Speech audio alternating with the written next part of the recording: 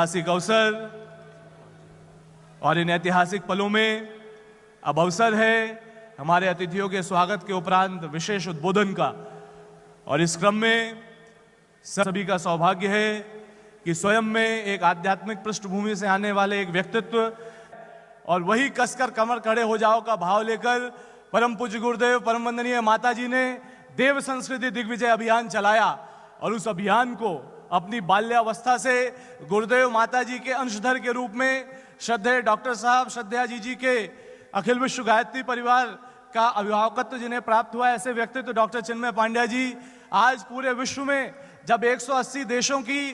Inter parliamentary union बैठती है तो उसको देव संस्कृति का संदेश पहुंचाने जाते हैं। यूनाइटेड नेशंस में जाके देव संस्कृति का संदेश पहुंचाते हैं। यूनेस्को में भारत का योग वर्ल्ड इंटेलिजिबल हेरिटेज बनता है कि देव संस्कृति का संदेश पहुंचाते हैं। एशिया का पहला centre for Baltic cultural studies जब भारत आता है तो उसको शांति कुंज में स्थापित करते हैं। 100 से ज्यादा मेमोरेंडम ऑफ अंडरस्टैंडिंग कोई विश्वविद्यालय इतने कम समय में हासिल करता है, वो देव संस्कृत विश्वविद्यालय शांति कुंज। और जब देखते हैं कि पीला कपड़ा पहने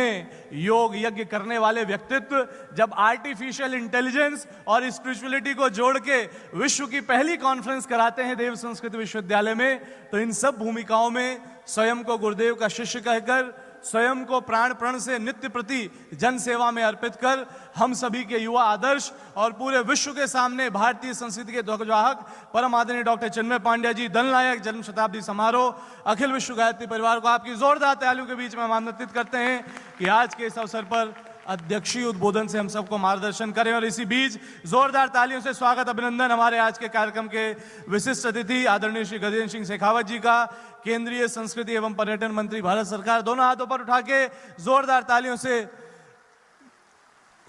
तालियों से आपका भी हम कर रहे हैं स्वागत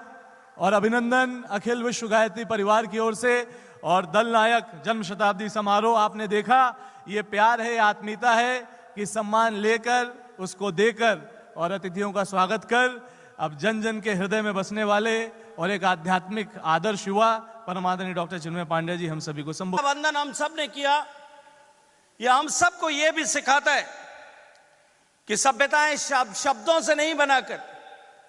सभ्यताएं शास्त्रों से नहीं बनती, सभ्यताएं चरित्रों की गहराई और ऊंचाई से जो है वो निर्मित होती है, जागृत होती हैं और जीवित रहती हैं। मित्रों, शताब्दी का यह वर्ष जहां हम 3 ऐसे महत्वपूर्ण विषयों की शताब्दी को एक ऐतिहासिक अवसर पर यहां एकत्रित आए, ये केवल वर्षों या